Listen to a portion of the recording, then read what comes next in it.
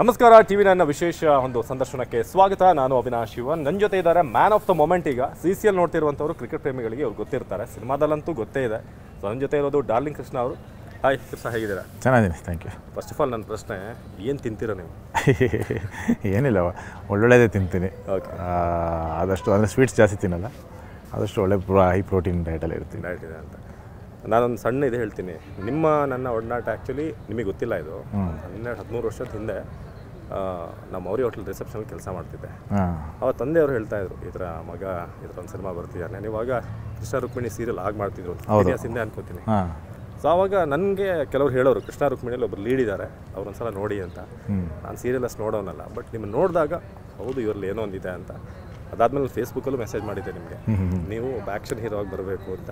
ನೀವು ರಿಪ್ಲೈ ಮಾಡಿದ್ರಿ ಅನ್ಕೋತೀನಿ. ಓಕೆ. ಸೊ ಅಲ್ಲಿಂದ ಇಲ್ಲಿವರೆಗೆ ನಿಮ್ಮನ್ನ ಮಾತಾಡಿಸೋ ತನಕ ಹೇಗೆ ಪ್ರಿಪೇರ್ ಆಗ್ತೀರಾ ಕ್ರಿಕೆಟ್ ಅನ್ನೋದು? ಫಸ್ಟ್ ನಾನು CCLಗೆ ನೀವು ಎಂಟ್ರಿ ಆಗಿದ್ದು ಹೇಗೆ? ಯಾಕಂದರೆ ಫಸ್ಟ್ ಸೀಸನಿಂದ ನಾನು ಫಾಲೋ ಮಾಡ್ತಿದ್ದೀನಿ, ಬಟ್ ಅಲ್ಲಿ ಎಲ್ಲೂ ಇರಲಿಲ್ಲ.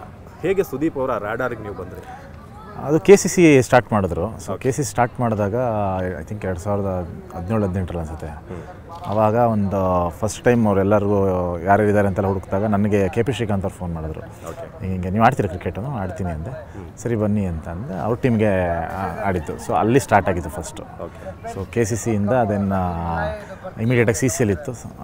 ಸೊ ಅದಾದಮೇಲೆ CCL ಮತ್ತು ರೆಗ್ಯುಲರ್ ಆಡೋಕ್ಕೆ ಸ್ಟಾರ್ಟ್ ಮಾಡಿದ್ರೆ ಅಲ್ಲಿಗೆ ಆಲ್ಮೋಸ್ಟ್ 10 ವರ್ಷ ನಾನು ಆಡೇ ಇರಲಿಲ್ಲ, ಕ್ರಿಕೆಟ್ ಆಡಿರಲಿಲ್ಲ, ಬಿಟ್ಬಿಟ್ಟಿದ್ದೆ.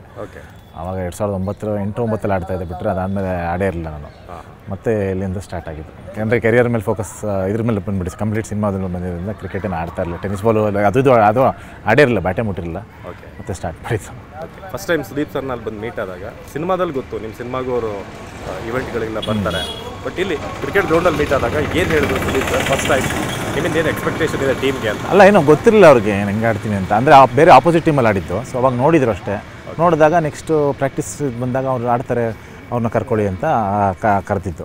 ಆ ರೀತಿ ಆಗಿತ್ತು ಅಷ್ಟೇ. ಸೊ ಅದಾದಮೇಲಿಂದ ನಮಗೆ ಅದು ಸ್ಟಾರ್ಟ್ ಆಗಿದ್ದು, ರೆಸ್ಪಾನ್ಸಿಬಿಲಿಟಿ ಕೊಡೋಕ್ಕೆ ಅಥವಾ ಏನೇನು ಹೇಳೋದಕ್ಕೆ ಅದು ಆಮೇಲೆ ಸ್ಟಾರ್ಟ್ ಮಾಡಿತ್ತು. ಓಕೆ. ಫಸ್ಟ್ ಮ್ಯಾಚ್ ನೆನಪಿದೆಯಾ CCL? ಯಾವ್ದು ಆಡಿದ್ದು, ಯಾರ ಮೇಲೆ, ಹೇಗಿತ್ತು ಆ ಇನ್ನಿಂಗ್ಸ್? 2019 ಅನಿಸುತ್ತೆ. ನಾನು ಗಣೇಶ್ ಸರ್ ಇಬ್ಬರು ಒಟ್ಟಿಗೆ ಡೆಬ್ಯೂ ಮಾಡಿದ್ದು ಚಂಡೀಗಢಲ್ಲಿ. ಬಟ್ ಫಸ್ಟ್ ಮ್ಯಾಚ್ ಯಾರ ಮೇಲೆ ಇತ್ತು ಮರ್ತೋಗಿದ್ದೀನಿ ನಾನು. ತೆಲುಗು ಮೇಲೆ ಒಂದು ಮ್ಯಾಚ್ ಆಡಿದ್ವಿ, ಪಂಜಾಬ್ ಮೇಲೆ ಒಂದು ಮ್ಯಾಚ್ ಆಡಿದ್ವಿ. ಸೊ ಈ ಸೀಸನ್ ಬಗ್ಗೆ ಹೇಳಲೇಬೇಕು. ಕಂಪ್ಲೀಟ್ ಟ್ರಾನ್ಸ್ಫಾರ್ಮೇಷನ್ ಆಗಿದ್ದೀರಾ, ಸ್ವಲ್ಪ ಸಣ್ಣ ಆಗಿದ್ದೀರಾ.